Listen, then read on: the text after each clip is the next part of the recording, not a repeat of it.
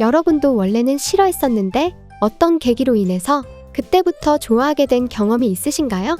항상 까칠하게 굴어서 마음에 안 들었던 사람이 어느 날 곤란해 보여서 약간 도움을 줬더니 서로 보는 눈이 달라지더라 하는 이야기는 종종 있죠? 어라? 저 사람 생각보다 몸이 탄탄하네. 아니 얘가 속눈썹이 이렇게 길었나? 안경 벗으니까 저렇게 이쁜 줄 몰랐네. 이런 생각을 하다 보면 사랑에 빠지는 일 말이에요. 또 어릴 때까지는 질색을 하면서 쳐다보지도 않던 음식들이 있었는데 군대를 다녀오고부터는 갑자기 없어서 못 먹는 지경이 되는 경우도 있고요. 이렇게 어떤 사건이나 만남을 통해 사람이 극적으로 변화하는 경우를 볼 수 있는데요. 수십 년을 확고하게 지켜왔던 생각도 한순간에 거짓말처럼 바꿔버릴 정도로요. 한국을 찾은 외국인들 역시 한국에서의 사건 또는 만남이 계기가 되어 인생이 완전히 달라지는 경우를 가끔 볼 수 있게 되는데요. 어떤 내용인지 함께 볼까요? 사람의 굳은 결심이 바뀌는 순간은 아주 충격적인 경험이 계기가 될 때도 있지만 때로는 정말 작고 소박한 만남으로 인생이 완전히 달라질 수도 있답니다. 난 프랑스 남부 리옹에서 태어나 자라면서 부모님의 가정 불화 때문에 불행한 어린 시절을 보냈어요. 성격이 거친 아버지와 알코올 중독인 엄마, 경제적으론 풍족했어도 정신적으론 너무 피폐했죠. 철이 들기 전부터 항상 말다툼을 피해 방 안에 틀어박혀 귀를 막거나 인형을 끌어안고 이불 속에 숨어있곤 했어요. 결국 내가 10살 때 부모님은 이혼했고 각자의 길을 가는 생활이 시작되었어요. 엄마는 술에 취하면 항상 이혼한 아빠 욕을 하고 나를 인생의 걸림돌이라 부르곤 했어요. 너만 없었다면. 이런 말만 반복해 듣다 보니 어린 내게 큰 상처가 되었죠. 그러면서 내게 항상 하던 이야기가 있었어요. 너도 후회하기 싫으면 커서 함부로 자식을 낳지 말라고요. 매번 그런 나날이 지속되면서 난 마음의 문을 닫아버리고 공부에만 몰두했죠. 어서 빨리 이 지긋지긋한 환경을 벗어나고 싶어서요. 그래서 또래 친구들이 막 이성에 눈을 뜨고 사랑 이야기로 꽃을 피워도 난 조금도 관심이 없었답니다. 평생 아이 따윈 낳지 말아야 한다는 생각이 머릿속을 지배하고 있었거든요. 누군가와 사랑을 하고 잘못해서 아이가 생긴다면 이런 생각은 기쁨이 아니라 공포에 가까웠어요. 파리의 대학으로 가면서 난 자연스레 독립했고 엄마와는 완전히 관계를 단절했죠. 이혼한 아빠는 몇 년 전 돌아가셨고 유산 상속인으로 나를 지정했기 때문에 학비와 생활에 전혀 부족함이 없었거든요. 그렇게 대학에서 공부를 하면서 몇 명의 남자를 만나 사귀는 사이로 발전했지만 아이에 대한 단호한 입장 차이 때문에 매번 짧은 불장난으로 끝났고요. 그러다 직장에 들어가서 만나게 된 남자는 나와 여러 면에서 뜻이 잘 맞았고요.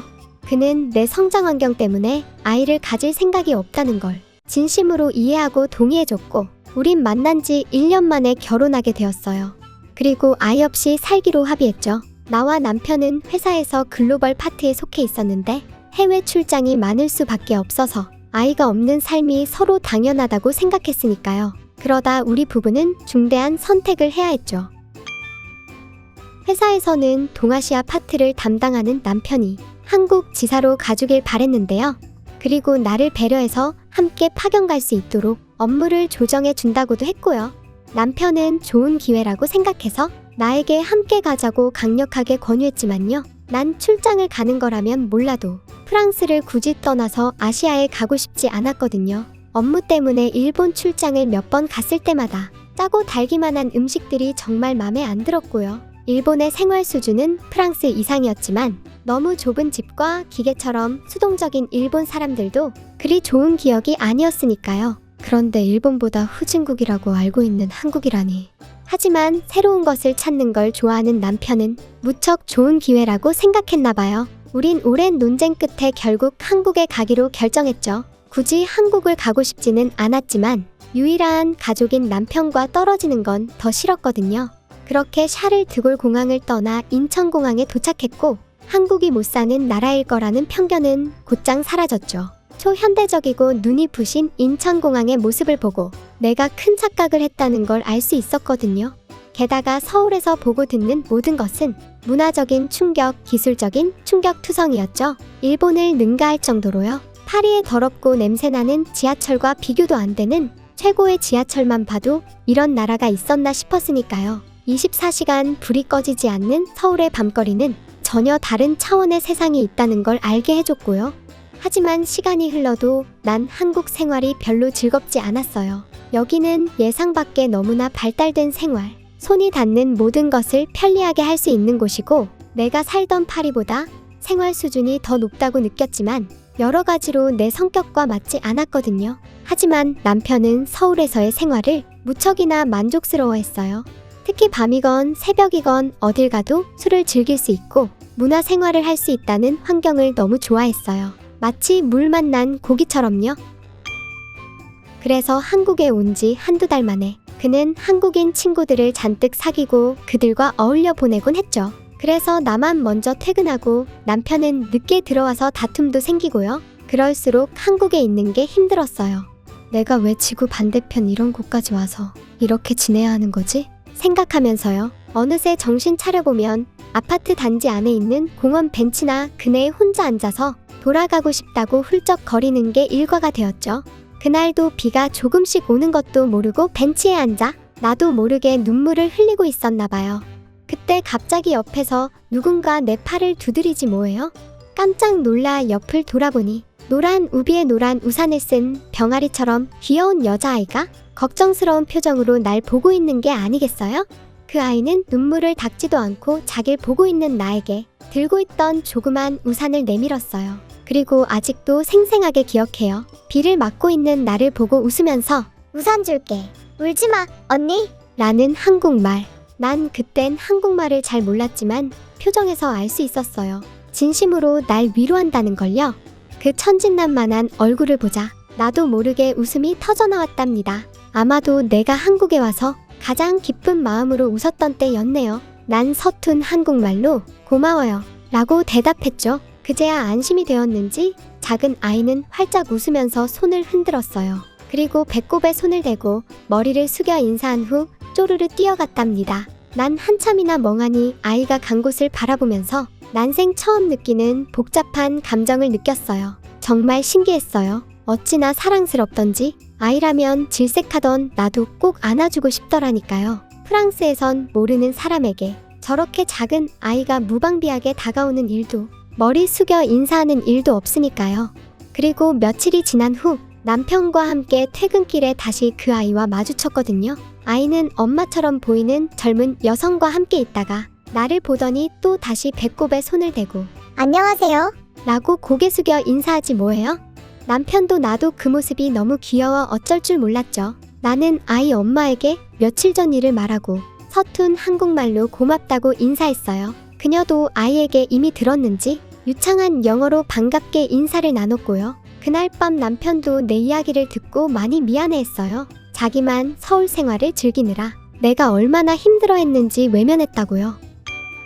그 뒤로 그 아이와 나는 볼 때마다 서로 반가워했고요. 우린 누가 먼저랄 것도 없이 서로 배꼽에 손을 대고 인사하고 난 후 바라보며 깔깔거리고 웃는 게 중요한 일과가 되었죠.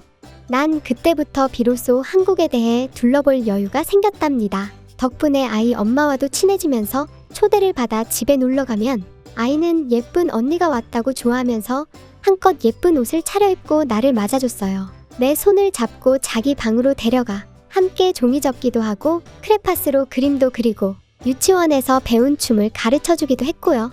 그 시간이 얼마나 행복하게 느껴졌는지 몰라요. 그리고 내 마음속엔 파문이 일어나면서 내게도 아이가 있으면 얼마나 좋을까 하는 생각과 함께 나를 단단하게 가두고 있던 벽이 깨져버렸죠. 한국에서 만난 이 작은 천사가 오랫동안 나를 괴롭혀온 상처를 치유해준 거예요. 우리 부부에겐 엄청난 변화가 찾아온 거죠. 그 아이와 친구가 된 이후 내가 너무나 달라지는 걸 느낀 남편은 조심스럽게 아이를 가지면 어떠냐고 물어보더군요. 우리도 저렇게 귀여운 아이를 가지고 싶다고요. 사실 나도 마음속에 벽이 깨지면서 언제 이야기를 꺼낼까 했는데 말이에요. 그날 저녁부터 우린 피임을 그만두었고 한국에 오고 2년째가 되던 해 드디어 아이를 가지게 되었답니다. 나의 작은 한국 친구 조그만 천사는 커다랗게 부풀어 오른 내 배를 보면 그 조그만 팔로 꼭 안곤 했어요. 내 동생, 안녕? 이라고 말하면서요. 그때마다 말할 수 없이 벅찬 감동을 느꼈어요. 만약 내가 한국에 오지 않았다면 그리고 조그만 천사를 만나지 못했다면 나는 지금도 아이를 질색하고 평생 이런 벅찬 기쁨을 모르고 살았겠죠? 원래 예정했던 2년을 훌쩍 넘어 우리 부부는 4년간 한국에 있었고요. 우리 아이만 보면 귀엽다며 어쩔 줄 몰라 하던 그 작은 천사도 함께 쑥쑥 자랐죠. 본국으로 돌아온 지 몇 년이 지나고 전 이제 새 아이의 엄마가 되어 정신없이 바쁘지만 행복한 일상을 보낸답니다. 나의 작은 한국 친구는 어느새 나만큼 키가 자라서 중학교 교복 입은 모습으로 영상 통화를 하지만요. 그때 그 순간 내 어깨를 두드리던 작은 천사의 그 사랑스러운 모습은 영원히 잊지 못할 거예요. 네, 한국에서 작은 계기를 통해 인생의 다른 기쁨을 찾고 소중한 인연을 만난 프랑스 출신 까미우 씨 이야기였고요. 업무 협의 때문에 남편과 이야기하다가 아내가 한국 생활 힘들어 한다는 이야기를 전해 들었는데 힘들어서 금방 한국을 떠날 줄 알았거든요.